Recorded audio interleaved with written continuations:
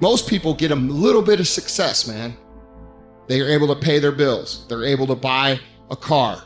They're able to live in a decent house. They're able to compete with their high school buddies or their circle of friends, and they're doing okay in that circle of friends. And that's where they stay. And they stay there until they die.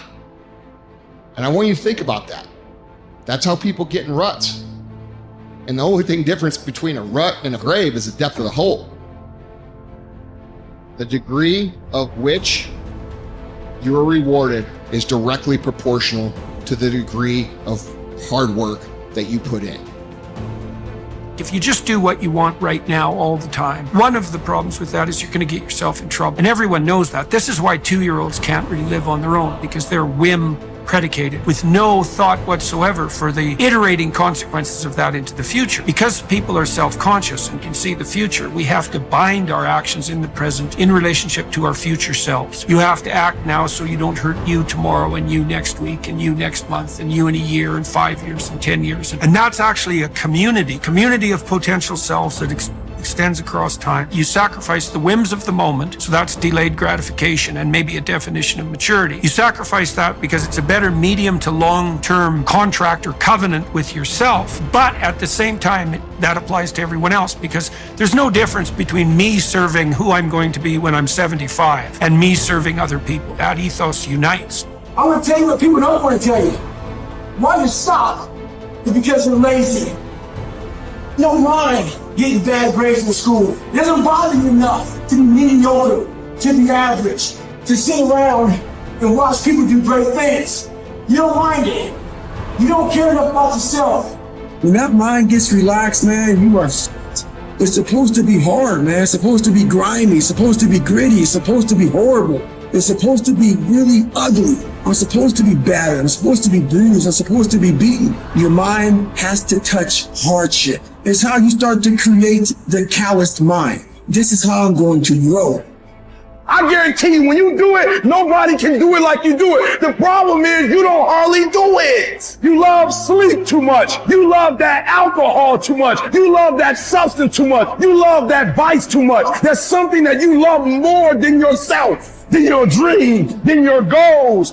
Easy never pays well. So if you're thinking that it's just going to be a walk in the park, you're dead fucking wrong. You have to give it every fucking bit of effort and energy you have to pull it off. And you have to work harder than everyone else. Work while they sleep, learn while they party, save while they spend, and live like they dream.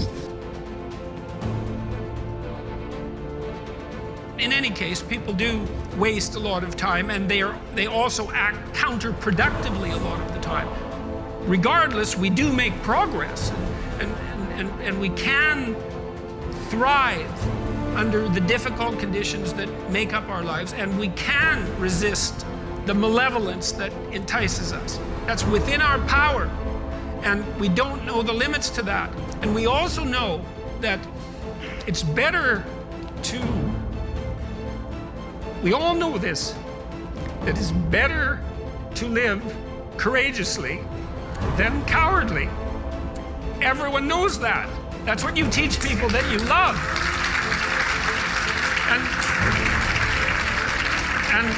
And we know that it's better to live truthfully than in deceit. And you can tell that too, because that's also what you tell people that you love. And we know that you should pick up your damn responsibility and move forward. Everyone knows that. It's part of our intrinsic moral nature. And that nature is there. And it's not difficult to communicate to people about this. Like, everyone knows that you wake up at 3 in the morning when you've let your life go off the rails, and that you berate yourself for your uselessness and your cruelty and your failure to take the opportunities that are in front of you. And if you were the master in your own house, in some sense, the captain of your own destiny, if there was no intrinsic nature, well, that would never happen. You'd just let yourself off the hook. There'd be no voice of conscience tormenting you.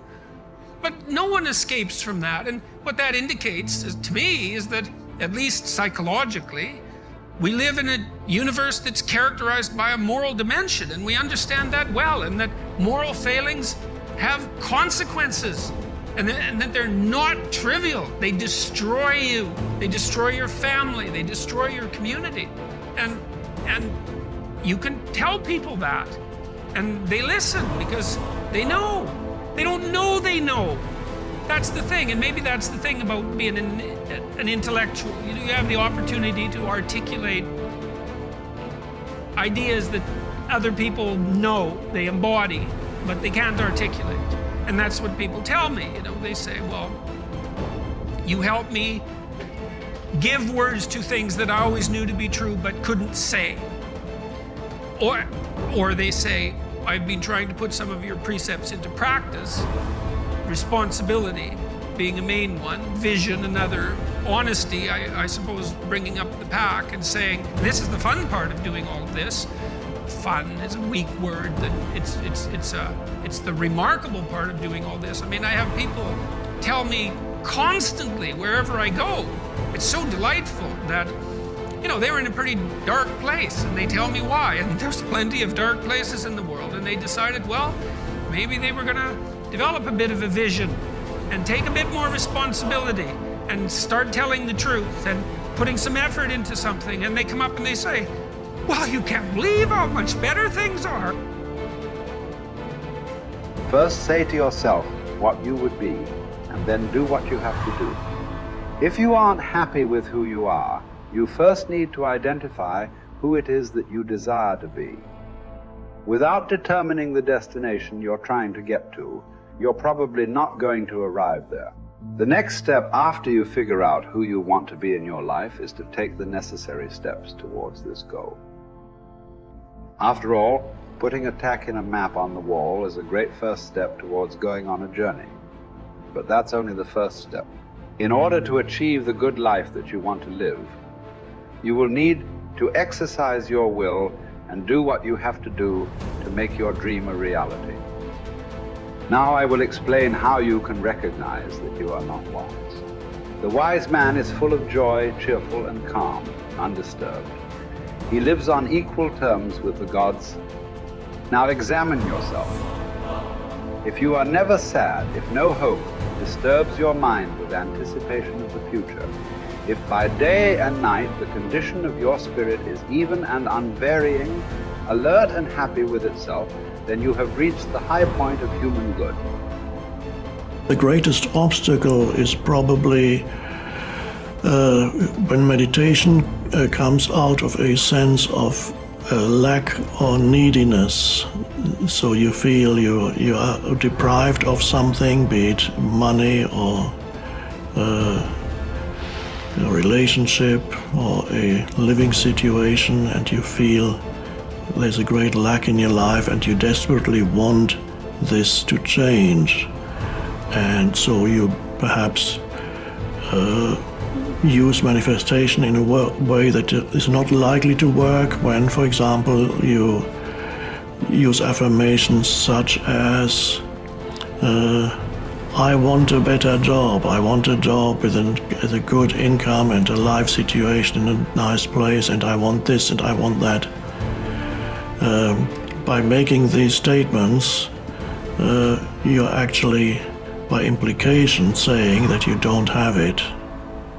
So you're also, by saying that you're there's a reverse side to your statement, I want, and on the reverse side of the statement, I want, there is the statement, I don't have, and I need.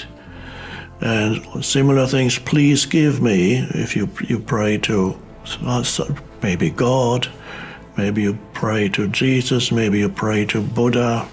They do that in Buddhist countries. Maybe you pray to a saint or whatever it is, or you pray to the universe and say, please, universe, please give me this, please give me that.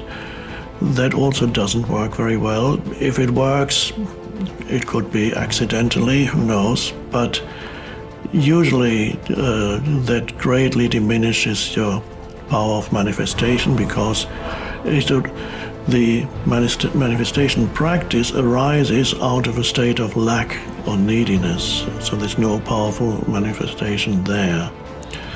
The secret of manifestation is expressed in one simple statement by Jesus, and that encapsulates all the books that have been written on manifestation and will ever be written on manifestation. It's just one simple sentence. It says, when you pray for something, believe that